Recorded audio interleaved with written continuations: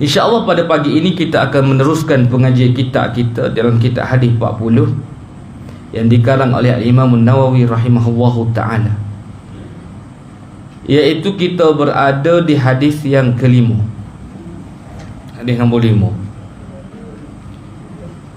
Hadis berbunyi an ummil mu'minin ummi Abdillah Aisyah radhiyallahu anha qalat qala Rasulullah sallallahu alaihi wasallam man ahdatha fi amrina hadha ma laysa minhu fahuwa raddun, rawahul Bukhari wa Muslim. Wa fi riwayah li Muslim man amila amalan laysa alaihi amruna fahuwa raddun. Daripada Ummu al-Mu'minin.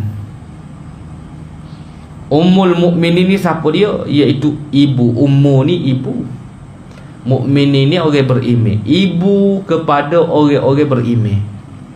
Siapa dia ibu kepada orang-orang beriman ni? Iaitu isteri-isteri baginda Nabi sallallahu alaihi wasallam. Mereka itu semua gelar dia ummahatul mukminin, ibu-ibu orang-orang yang beriman.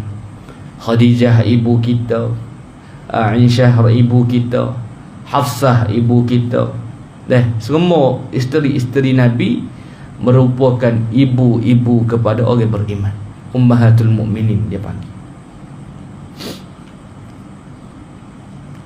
Ummu Abdullah, ibu kepada Abdullah. Aisyah radhiyallahu anha, iaitu Aisyah isteri Nabi, iaitu Aisyah anak kepada Sayyidina Abu Bakar radhiyallahu anhu. Daripada Ummu al-Mu'minin Ummu Abdullah Aisyah radhiyallahu anha. Apa dia sebut anha? Sebab perempuan lah. Kalau radhiyallahu anhu sebab lelaki. Tapi Aisyah ni perempuan, maka dalam kaedah ilmu nahwu maka kita sebut anha. Supaya kita semaya jenazah juga. Doa dalam semaya jenazah tu ke, Allahumma fil lahu. Kalau orang lelaki, wa mufil lahu warhamhu wa'afihi wa'fu anhu wa akrim nuzulahu wa wasi' madkhalahu wa asilhu bil ma'i was salji wal barad. Kalau perempuan, Allahumma fil laha warhamha wa'afiha wa'fu anha wa akrim nuzulaha wa wasi' madkhalaha wa asilha bil ma'i was salji wal barad. Maka itu dalam ilmu nahwu lah. Beliau berkata, Aisyah berkata, Rasulullah sallallahu alaihi wasallam telah bersabda, Nabi bersabda, barang siapa yang mengada-ada sesuatu perkara di dalam urusan kita ini, yakni urusan agama, yang bukan daripadanya, yakni daripada agama, bukan daripada agama, maka ia tertolak, fahuwa raddun, maka tertolak, tidak diterima. Hadis riwayat Imam Bukhari dan juga Imam Muslim. Dalam riwayat Imam Muslim ada hadis lain yang berbunyi, barang siapa yang mengerjakan sesuatu amalan yang tidak ada asal usul dengan agama kita, diada-adakan, maka ia tertolak, tidak diterima. Dalam kitab Imam Bukhari, dalam kitab As-Sulh, pada babu idza istalahu ala sulhul jur, nombor hadis 2550. Di dalam kitab Imam Muslim, dalam kitab Aqdiyah, di dalam bab naqdul ahkam al-batilah wa raddu muhdatsatil umur, hadis nombor dalam kitab Imam Muslim nombor 1718. Kalau nak carilah, takut-takut nak cari. Ada siap dengan nombor ni. Kena ada kitab-kitab hadis rumah kita ni. Dalam rumah kita kena beli, letak dalam rumah kita kitab-kitab hadis.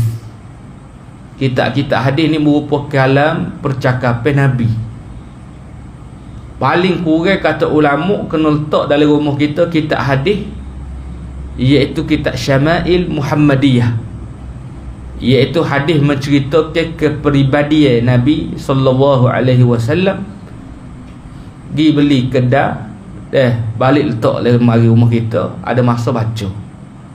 Baca. Hak dalam bahasa Melayu pun ada. Jadi dalam mari kita tu jangan letak pinggir makuk saja. Ni penuh pinggir makuk, tapuai tak tapuai. Gapo dia lagi nama hak pelik-pelik tak pandai nak gapo. Coral tak coral lah, gapo lah. Penuh mari guna dak. Guna pinggir plastering ya kalau gigi rumah dia je. Buat biasa dalam mari ya. Tu saya tanya tu saya tanya tu. Beli tak guna, bazir je mari. Retina kada deh. Retina. Bukan retina sini tidak. Retina tempat lain Afrika. Maka beli kena guna. Lepas tu beli juga kitab-kitab letak dalam rumah kita, biar ada hadis-hadis Nabi berada dalam rumah kita, biar rahmat Allah Ta'ala turun. Biar turun rahmat. Atau ulama serupa kitab Syama'il tu, kalau ada rumah kita serupa dengan Nabi dah dalam rumah kita. Ibarat kerana kitab tu cerita siapa Z, rambut Nabi lagu mana, kuku Nabi lagu mana, dada Nabi lagu mana, panjang Nabi lagu mana, cara berjalan Nabi lagu mana, cara sikat rambut Nabi lagu mana, cara pakai baju Nabi, cara makan, cara minum, cara tidur, semua siapa Z dikumpul ke hadis-hadis pasal Nabi berlaku. Maka kalau boleh beli kita comel nak letak dalam rumah kita. Beli hak bahasa Melayu, kalau hak bahasa Arab takut tak faham nak baca. Beli hak bahasa Melayu, ada hak terjemah, kita baca. Ada letak di dalam rumah kita. Baik. Di dalam hadis yang kita bacakan sebentar tadi, Nabi memberi satu tegasan dan amaran kepada kita. Man ahdasa fi amrina, siapa-siapa hok buat benda yang tidak ada dalam agama, direka-reka satu benda yang tidak ada dalam agama, berlanggar dengan syariat Nabi, syariat Allah, berlanggar dengan Al-Quran dan hadis, berlawan dengan Quran dan hadis, fahuwa radun, maka benda itu tidak diterima, ditolak. Yang mana hadis ini sebenarnya umum. Ada juga hadis lain yang Nabi menceritakan yang lebih panjang lagi, iaitu Nabi mengatakan wa kullu bid'atin dhalalah, setiap benda-benda yang baharu itu sesat. Wa kullu dhalalatin finnar, dan benda yang sesat itu yang dibuat-buat tak ada dalam urusan agama, maka finnar, maka tempat dia dalam neraka. Namun hadis ini memerlukan kepada penjelasan. Sebab hamba sebut dah minggu lepas kita mengaji hadis ni, kita kena ada guru, kita kena tengok apa kata ulama. Jangan kita baca hadis sore-sore, lepas tu kita koyak-koyak, kita rasa kita pandai, lepas tu kita pandai-pandai sendiri. Tak boleh. Hadis ini kita lihat pula apa syarah ulama, apa kata ulama. Adakah semua benda baru, adakah semua yang Nabi tidak buat itu haram? Adakah semua benda yang kita katakan bid'ah itu sesat belaka dan sesat dalam neraka? Tidak. Imam Ibn Hajar Asqalani sendiri pun menghuraikan. Imam Ibn Hajar membahagikan bahawa benda bid'ah ini kepada dua bahagian. Benda yang tak ada hak Nabi tak buat, terbahagi ia kepada dua. Yang pertama dia panggil bid'ah dhalalah, yang kedua dia panggil bid'ah hasanah. Yang pertama iaitu benda yang baru hak Nabi tak buat, benda baru tersebut sesat, dhalalah, memang direka-reka. Apa maksud sesat? Iaitu bertentangan dengan Al-Quran dan hadis, bertentangan dengan syarak. Maka benda baru tersebut bila bertentangan dengan syarak, maka automatik dia itu sesat dan tidak diterima di dalam urusan agama kita. Tak boleh kalau benda tu berlanggar dengan syarak. Kemudian yang kedua dia panggil bid'ah hasanah, benda yang baru, benda hak Nabi tak buat tapi benda tu baik. Apa maksud bid'ah hasanah? Iaitu satu benda baru yang tidak bertentangan dengan Al-Quran dan hadis, yang tidak bertentangan dengan syarak. Maka benda baru tersebut dibolehkan, bahkan menjadi bid'ah hasanah, iaitu bid'ah yang baik. Baik, kita tengok kepada sejarah balik. Setelah kewafatan baginda Nabi kita, Nabi Muhammad sallallahu alaihi wasallam, sampalah kepada zaman Sayyidina Umar. Bila sampai zaman Sayyidina Umar memerintah selepas zaman Khalifah Sayyidina Abu Bakar, orang Islam itu semakin ramai. Orang Islam ramai tu. Sejak daripada pembukaan kota Mekah, Allah Ta'ala sebut dalam Al-Quran, "Idza jaa nasrullahi wal fath wa ra'aitan nasa yadkhuluna fi dinillahi afwaja." Setelah pembukaan kota Mekah yang mendapat pertolongan Allah Ta'ala, maka orang masuk Islam berbondong-bondong, orang masuk Islam. Bakal masuk Islam belaka. Setelah mengetahui kebenaran Islam, habis orang bukan Islam ni masuk Islam belaka. Maka siapa zaman Sayyidina Umar, orang Islam ni semakin ramai. Sehinggalah banyak berlaku peperangan-peperangan. Zaman Sayyidina Umar pun juga berlaku peperangan-peperangan. Bila berlaku peperangan, bila orang Islam ni perang, ramai orang-orang yang hafal Quran ni mati, meninggal dunia, mati syahid. Ramai orang hok hafal Quran 30 juzuk, sahabat-sahabat Nabi hok hafal Quran 30 juzuk ni bila perang dengan orang bukan Islam, yang memerangi Islam, perang syahid, ramai yang gugur syahid. Maka para sahabat pun mesyuarat. Oleh kerana ramai orang hafal Quran yang meninggal dunia, yang mati syahid, yang terkorban di jalan Allah, maka dibimbangi ayat suci Al-Quran ni takut hilang. Ramai orang hafal Quran tak ada. Bila tak ada kan? Engkau zaman dulu dia tak ada naskah Al-Quran macam kita ni, mushaf ni. Maka sahabat mesyuarat. Diberi cadangan oleh Sayyidina Umar, bagaimana kalau kita kumpulkan mushaf ini menjadi satu buku, satu satu mushaf yang komplit, daripada juzuk satunya sampai juzuk 30, daripada surah Al-Fatihah hanya Al-Baqarah ni mengikut susunnya sampai kelah surah An-Nas. Lalu ada sahabat kata, Nabi tak buat ni, Nabi pun tak ada suruh. Benda baru ni, benda baru. Tetapi Sayyidina Umar dan para sahabat yang lain membuat keputusan untuk buat.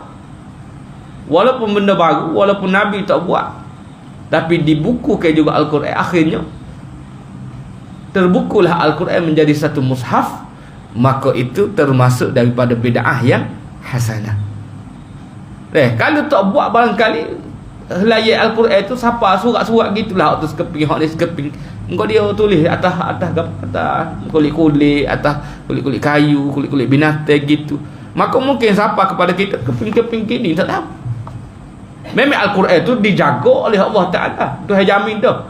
Inna nahnu nazzalna dzikra wa inna lahu lahafizun. Tuhan akan jaga Quran ni sampai akhir zaman, sampai ke kiamat. Dengan asbab para sahabat lah dia buat benda yang baru. Nabi tak buat apa, tapi itu menjadi benda yang bid'ah yang hasanah. Baik. Begitu juga zaman Sayyidina Umar jugalah.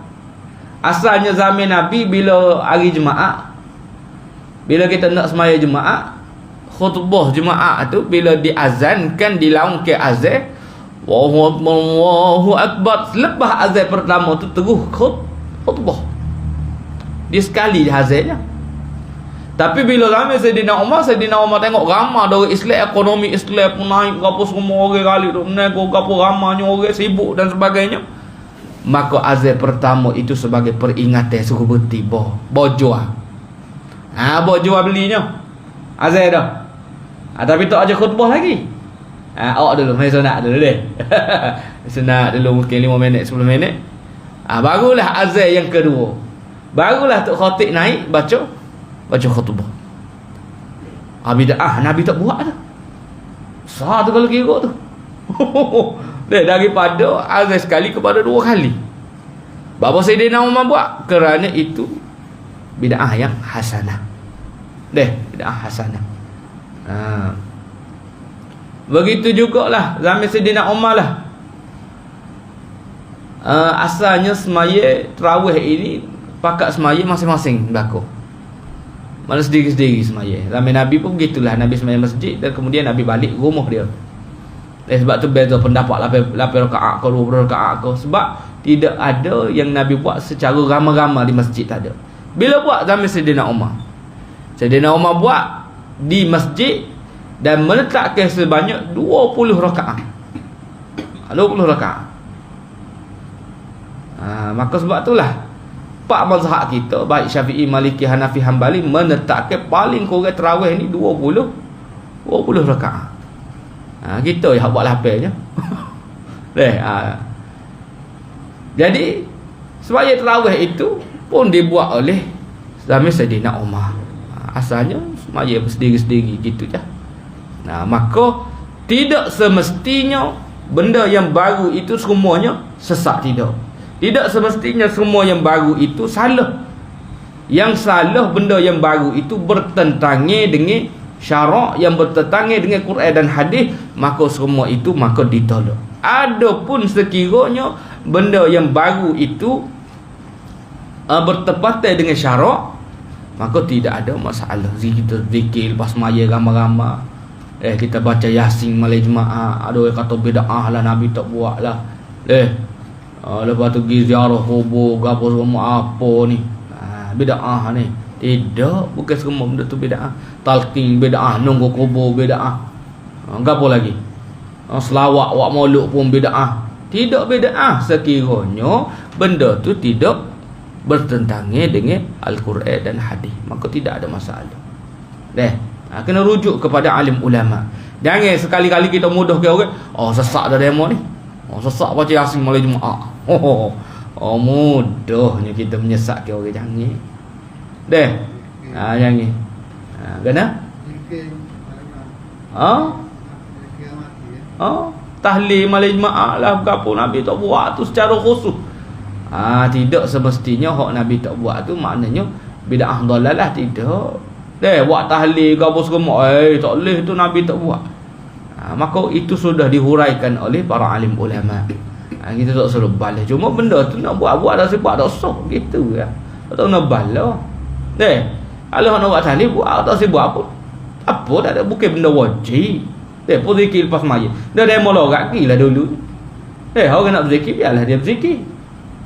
Subhanallah, alhamdulillah, Allahu akbar. Maka tidak semestinya benda yang baru, benda yang orang panggil hak Nabi tak buat semua itu sesat, tidak. Tetapi kita kena rujuk pula kepada panduan Al-Quran dan hadis, ijma' ulama dan juga qiyas. Kena rujuk semua tu. Kita ada tok guru alim ulama kita, tok mufti kita. Maka jangan mudah kita menghukum ke orang ni, tu sesat, ni sesat, tu bid'ah, mu ni dalam neraka. Tu bahaya. Sampai satu tahap dia akan menghalalkan darah. Itu paling bahaya. Ni hak kita takut. Sebab itulah kita, alhamdulillah, negara kita ini kita ada majlis agama Islam yang mengawal semua ni. Majlis agama Islam, kita ada raja-raja Melayu. Maka semua ni untuk menjaga kemaslahatan umat Islam kita. Dan secara jelas ada undang-undang tubuh negeri Kelantan sendiri pun menekankan bahawa yang dimaksud ke ahli sunnah itu ialah idza utliqa bi ahli sunnah wal murad biha al asy'ariyah wal maturidiyah, iaitu kita semua ni di Malaysia majoritinya akidah kita iaitu akidah ahli sunnah wal jamaah. Maka kita kena rujuk alim ulama kita lah. Baik, larangan mengada-ada ke dalam urusan agama. Di dalam ibadah sesuatu yang dibolehkan melakukannya di dalam ibadah tertentu tidak semestinya boleh dilakukan dalam ibadah lain. Mendedahkan kepala, ihram, berdiri azan. Ibadah yang langsung tidak syar'i dengan hiburan tarian tidak diterima Allah, bahkan ditutup itu taubatnya. Hak menari, hak gapo konsert capu tina jatuh, hak mendedahkan aurat gapo semua. Itu memang haram. Total haram, memang haram hak tu. Hiburan ini tidak salah di dalam Islam. Boleh kita nak berhibur, boleh kita nak dengar lagu, boleh kita nak dengar zikir. Cuma semua itu mesti patuh syariah. Tak boleh campur gaul nak jatuh. Kena asing ke. Lepas tu lagu-lagu saat ni juga, lirik-lirik dia tak boleh lah orang panggil melalaikan kita. Mengarut duk mengata kat orang, apa serupa seranah kau. Lari daripada akidah kita kau. Maka tak boleh. Maka semua itu apabila benda baru ataupun hiburan yang baru hak Nabi tak buat, yang memang sebab hamba sebut tadi bertentangan dengan syarak, maka itu jelas-jelas lah tak boleh. Ada pun kalau tepat dengan syarak tak ada masalah. Boleh, tak ada masalah. Tengok cerita Mak Kilau. Kita tengok gapo filem-filem yang boleh memberi orang panggil cerita yang boleh memberi pengajaran kepada kita, tak ada masalah. Kita dengar lagu yang mana lagu-lagu dia tu boleh mengingatkan kita kepada Allah Ta'ala, boleh kita melihat kebesaran Allah Ta'ala, maka tak ada masalah. Sehingga ke Nabi sendiri pun ketika mana Nabi berhijrah daripada kota Mekah ke kota Madinah, penduduk-penduduk Madinah tu ketika mana menyambut Nabi dipalu ke gendek lah. Tala'al badru alaina. Pakat nasyid buat dia je. Gembira dengan kedatangan Nabi. Nabi marah ke? Ada. Tidak salah kita nak berhibur, tidak salah kita nak orang panggil nak dengar konsert kau, nak dengar nyanyi kau, sekiranya itu patuh syariah. Tapi kalau hok nyanyi tu pun pakai spanduk saja, seluar dalai saja kan. Tu tak boleh lah. Haram lah tu pakcik. Tutup seluar dalai saja kat bakar ketak ke apa semua. Tak boleh. Haram lah tu nya. Duk joget gede-gede ada petah. Tak boleh lah tu nya. Pakai baju adik lah tu pun tak cukup eci baju tu. Ya pisah dah bakar tu suara tengok. Maka itu jelas haram. Itu memang betul-betul haram. Memang orang panggil tak boleh kita kompromi dah tu. Maksudnya benda baru yang bertentangan dengan syarak itu adalah haram, tidak diterima dalam urusan agama kita. Begitu juga menokok tambah di dalam ibadah yang disyariatkan. Contohnya rakaat-rakaat di dalam sembahyang kita. Contohnya semaya subuh ni 2 rakaat. Tiba-tiba pergi semaya 4 dia rajin. Tak boleh hamba rajin dia kata. Hamba nak pahala lebih. Tak cukup 2 rakaat dia kata. Hamba nak 4 dia kata. Dia pun semaya subuh 4 rakaat. Betul ke? Alah, haram, dosa. Sebab syariatnya 2 je. Zuhur 4, asar 4, Maghrib 3, Isyak 4. Tiba-tiba dia pergi kurang kau, dia pergi tambah kau tanpa kebenaran syarak. Maka itu haram. Dia mengubah-ngubah apa yang sudah disyariatkan oleh Allah Ta'ala. Maka tak boleh. Kecuali kita musafir tu, tak apalah. Boleh jamak qasar. Kita boleh jamak qasar hak 2 boleh jadi, hak 4 boleh jadi 2. Hak daripada kena semaya dalam waktu, boleh kita semaya luar waktu. Habis kalau jamak takhir, boleh kita semaya dalam waktu asar. Zuhur tak semaya. Tak apa, itu kebenaran syarak. Tapi ni reko-reko. Reko ke apa dia? Jamak takyah dia panggil lah kali. Pakat tak semaya tu. Pakat tak semaya, dia kata mudah. Semaya dalam hati begitu niat lah kata. Dia kata itu tak boleh kata. Haram lah hak tu nya, dosa lah hak tu nya. Itu bertentangan dengan syariat. Menguraikan, tengok tu kita, menguraikan sesuatu yang disyariatkan. Kuraikan rakaat dalam solat, maka itu tidak boleh. Begitu juga di dalam muamalat kita, dia semua baik dalam ibadah, baik dalam muamalat, semua yang bertentangan, benda baru yang bertentangan dengan syarak, semua itu tidak diterima oleh Allah Ta'ala, tidak diterima dalam agama. Akad yang dilarang oleh syarak, yakni barang yang hendak diakad tidak halal, maka itu haram. Jual beli najis haram. Sebagaimana ni disebut oleh kitab kita, akad pada barang yang diharamkan, arak ke bangkai ke, haram. Menjual najis itu adalah haram. Maka tak boleh. Tiba-tiba dia pergi jual kau. Tengok lembu mapuh, dia pun pergi lapor. Dia kak tok pergi jalan jual. Lalu. Lepas tu kalau nak beli daging tepi jalan tu, biar kenal orang dia tu. Yang muda tak tahu tengok muka pun, patut semaya muka ni. Tak usah belilah. Kadang-kadang dia mungkin kerak kaki saja pun ada lembu ni. 400 dia pergi kerak apa, kerak ambil pohon saja. Ada ke video tu hok baik tu tengok Allah sia ke lembu tu 4 kaki tak ada. Jahatnya orang. Jadi hak dia buat tu kerja haram. Dia jual tu haram. Jual bangkai lah, dia panggil tak sembelih. Begitu juga macam jual baju tahi air ke apa tu ke? Bagaimana? Alih najis. Benda tu najis. Tak boleh kita jual beli dia, haram. Melainkan kita upah dia. Kita niat with dia tu, kita upah dia. Bukan niat jual. Dia nak tahi air rumah kahwin, banyak tahi air rumah kahwin. Dia mau mari ambil kita beri duit dia. Bukan niat jual, niat nak beri upah sebab dia tolong ambil tahi air tu. Apa? Tapi kalau niat jual beli, maka itu haram. Tak boleh ni kena ni. Maka benda hal itu haram, jelas haram. Benda-benda yang tidak halal diakad jual beli ke, maka benda itu haram. Begitu juga akad yang menyebabkan berlakunya zalim bagi sebelah pihak. Tak boleh juga. Nikah anak perempuan tanpa izinnya. Sebab tu lah ni ahli agama Islam di mana-mana negeri pun dia tanya dulu, yalah ke dak? Yalah ke dak retina. Sepatutnya kalau dalam hukum fiqh asalnya kalau anak dara ni tak perlu minta izin. Mak ayah autoriti dia boleh dia menikah ke anak dia tu dengan siapa-siapa yang dia rasa ke lelaki itu baik untuk membimbing anak dia. Kalau anak tu anak dara. Tapi kalau janda tak apa, tak kena minta izin. Orang Tino kalau nak nikah hak anda tak perlu minta izin mak ayah dia. Tak apa. Tak perlu persetujuan diri dia. Diri orang perempuan tu. Mana kalau dia tu. Tapi dalam kitab ni sebut dia orang panggil hak semasa dah lah. Hatta nak dara sekali pun tanya lu sepatah. Yalah ke dak. Yalah sungguh ke kalau lama nak kau tu email ke. Lama tu nak buat ustaz mak ustaz ni. Nak kau ustaz tukar. Tukar orang apa ustaz apa kakak di kau dia. Aduh. Kau gaya tu.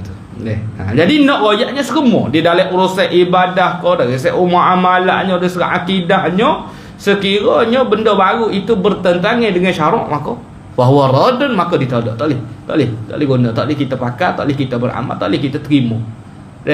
Siap benda bid'ah yang bertentangan dengan agama kita maka kita tak boleh terima. Kecuali ulama mengesahkan, ulama kata benda baru tersebut ialah hasanah, tak ada masalah kita buat maulud, kita buat tahlil, kita baca yasin mulai Jumaat. Tak ada tujuan lain kita nak dapatkan keredaan daripada Allah Ta'ala. Kita zikir lepas majlis, tak ada masalah lah. Tak usah duduk balah waktu. Kadang-kadang ada balah, boleh bosan balah 8 ke 20, sampai 2 aku nak 20, aku nak 8. Sudah balah. Tak payah balah, hok balah yang otak mari tu. Hok tak mari tu nak balah. Kita hok mari masjid dah ni, tak payah balah buat kita. Kalau nak buat 20 kan, demo hok 8 sampai stesen 8 demo turun lah. Mana? Tak ada orang paksa nak suruh siapa jangan duduk. Tak mari 20 demo kau tembok demo. Tak ada orang buat lah gitu. Jadi sampai stesen dia kan. Cukup lah demo turun, tak ada masalah. Nak buat 20 terus ke 20. Tapi kat mana ke 8 berlaku kau buat.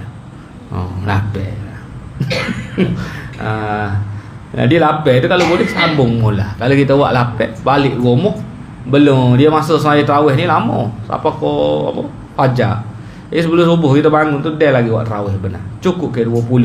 Sebab merai ke mazhab semua mazhab mengatakan solat tarawih ni 20. 20. Buat 8 boleh pahala dah. Cuma kalau kita nak complete ke orang panggil sempurna ke maka kita cukup ke 20. Baik. Jadi pengajaran daripada hadis ini, Islam adalah agama yang sempurna dasar dan prinsipnya. Ia tidak perlu lagi ditokok tambah. Ubah suai, pengurangan bertentangan dengan usul agama adalah bid'ah dan diharamkan, yang ditolak dan juga sesat. Kalau bertentangan dengan syarak maka sesat. Tak boleh kita guna, tak boleh beramal dengan. Yang dimaksudkan dengan bid'ah ialah segala perkara yang tidak berdasarkan usul agama. Seumpama mereka yang mencipta cara beribadah tertentu, buat pula tambah semaya selagi nak pula. Tak cukup 5 tambah biar cukup 10. Dia kata cepat sikit masuk syurga. Tak boleh. Seperti semaya cara baru. Apa ni takbir gini baik, takbir pak atrome kau dia kata kau nampak biasa sikit. Semaya musim-musim gitu kau awak silap kau dulu bung. Tak boleh, itu tak boleh. Kena ikut cara Nabi. Upacara ke agama baru dan sebagainya maka tak boleh. Itu sesat lah. Memang itu jelas-jelas sesat.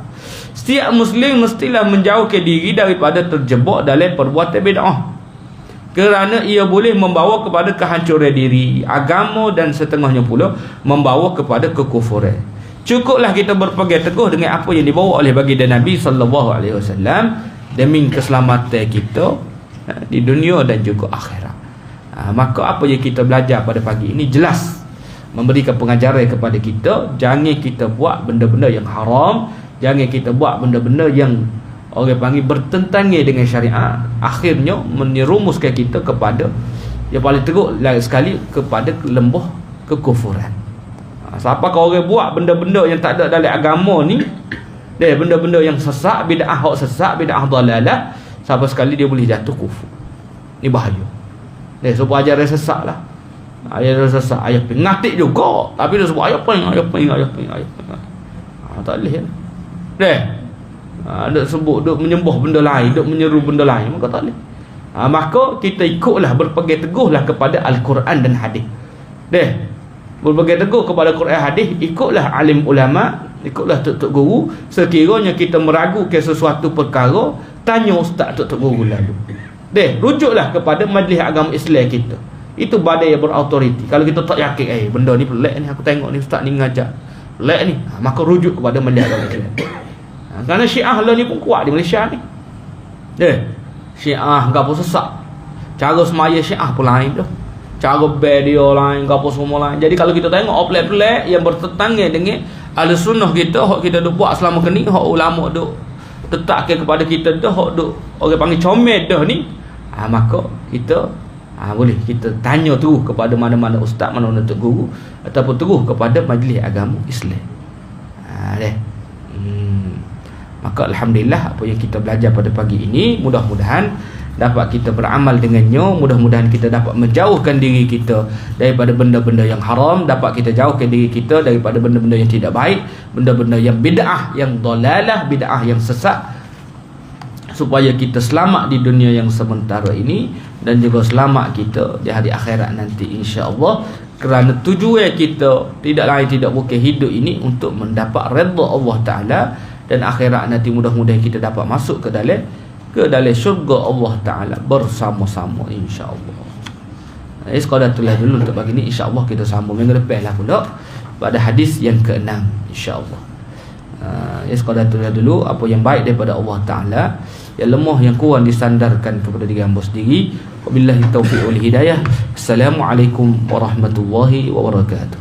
A'udzu billahi minasyaitonir rajim. Bismillahirrahmanirrahim. Allahumma faqqihna fid din wa 'allimna at-ta'wil wa ja'alna min ibadikas salihin. Allahumma ja'al jam'ana hadza jam'an marhuma wa tafarraqana min ba'di tafarruqan ma'suma wa ja'alna min ahli al-jannah yadkhuluna al-jannah bighairi hisab wa la itab wa la 'adzab birahmatika ya arhamar rahimin. Rabbana atina fid dunya hasanah wa fil akhirati hasanah wa qina 'adzabannar. Wa sallallahu ala sayyidina Muhammad wa ala alihi wa sahbihi wasallam. Walhamdulillahi rabbil alamin. Amin ya rabbal alamin.